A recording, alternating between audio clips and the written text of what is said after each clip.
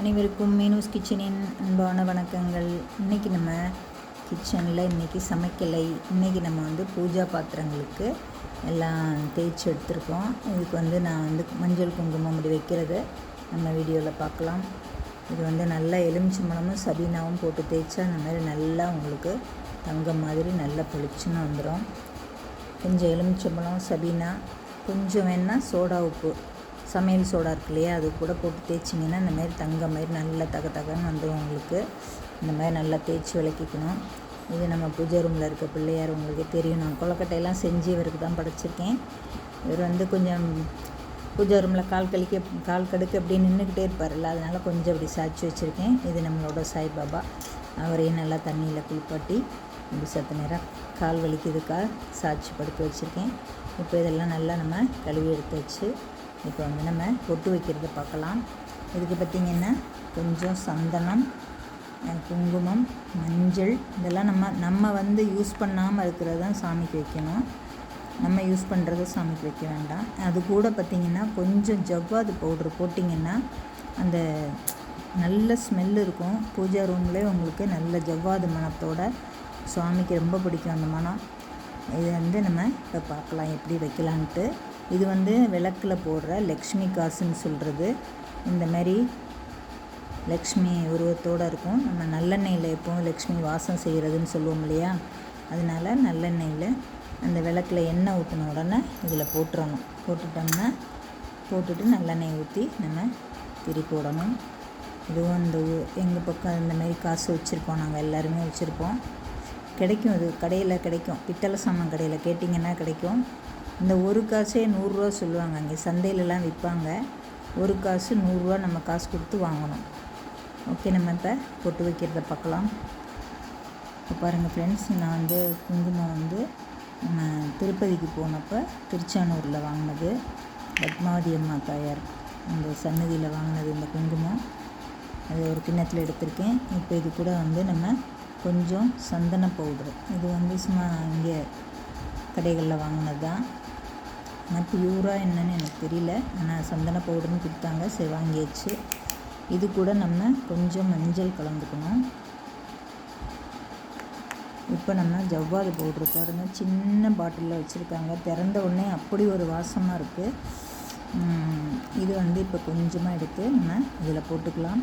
நம்ம பொட்டு வைக்கும்போது இந்த மாதிரி வச்சோம்னா நம்ம பூஜை ரூம் நல்ல வாசமாக இருக்கும். சுவாமிக்கும் ரொம்ப இஷ்டமாக இருக்கும். இப்போ நம்ம போட்டாச்சு. இதில் நம்ம இப்போ தண்ணி அதில் ஒரு சொட்டு ஊற்றிட்டு கொஞ்சமாக பொட்டு வைக்கிற அளவுக்கு தகுந்த அளவு தண்ணி ஊற்றிட்டு இப்போ நம்ம பொட்டு வச்சுக்கலாம்.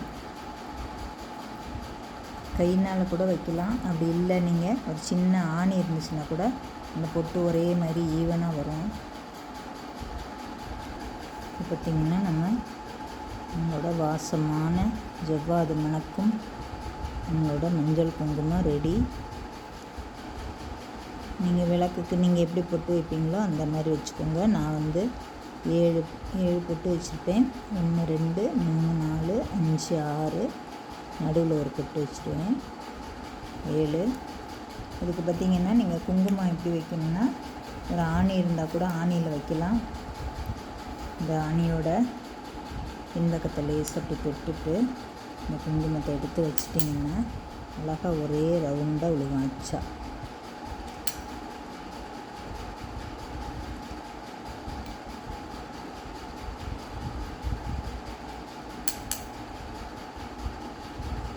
பிசிறு இல்லாமல் வரும் உங்களுக்கு.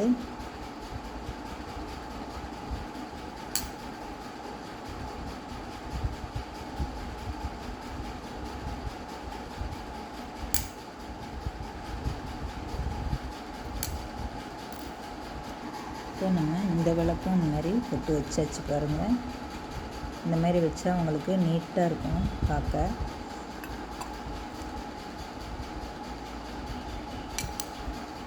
கையில் வச்சா கூட உங்களுக்கு ஒரு மாதிரி இதுவாக இருக்கும்.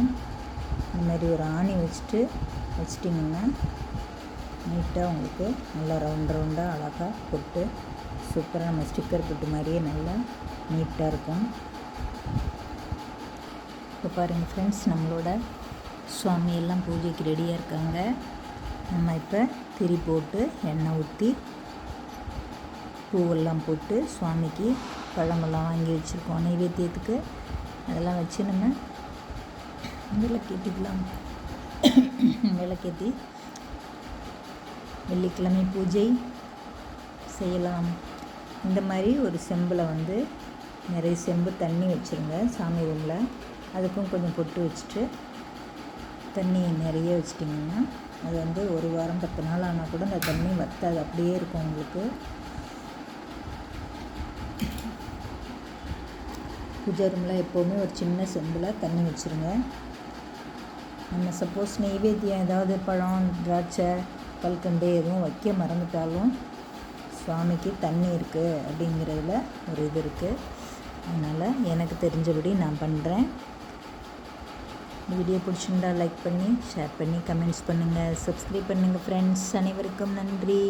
நீங்களும் அவசியம் இந்த மாதிரி ஜவ்வாது பவுட்ரு வாங்கி, இது ஒன்றும் பெரிய விலை இல்லை, 20 ரூபா தான். இது வாங்கி அவசியம் இந்த இதோட மஞ்சள் குங்குமத்தோடு இதோட கலந்து ஒட்டு வச்சு பாருங்கள். உங்கள் பூஜை ரூமே நல்லா ஸ்மெல், நல்ல வாசனையாக இருக்கும். பாட்டு கூட இருக்குது பாருங்கள், அத்தரும் ஜவ்வாதும் எங்கே மணக்குது, இது ஆண்டவன் சன்னதியில் தானே மணக்குதுன்னு சொல்லுவாங்க. அந்த மாதிரி நம்மளோட பூஜை ரூம் நல்ல ஜவ்வாது மணத்தோடு சூப்பராக இருக்கும். இந்த இதையே எடுத்து நீங்கள் நெத்திக்கு பொட்டு வச்சிட்டிங்கன்னா கூட நீங்கள் பக்கத்தில் வரும்போது கூட இந்த மாதிரி நல்ல வாசனையாக இருக்கும். ஜவ்வாது பொட்டு இந்த மாதிரி வரும். செஞ்சு பார்த்துட்டு உங்கள் கமெண்ட்ஸை சொல்லுங்கள். ஓகே ஃப்ரெண்ட்ஸ், அனைவருக்கும் நன்றி.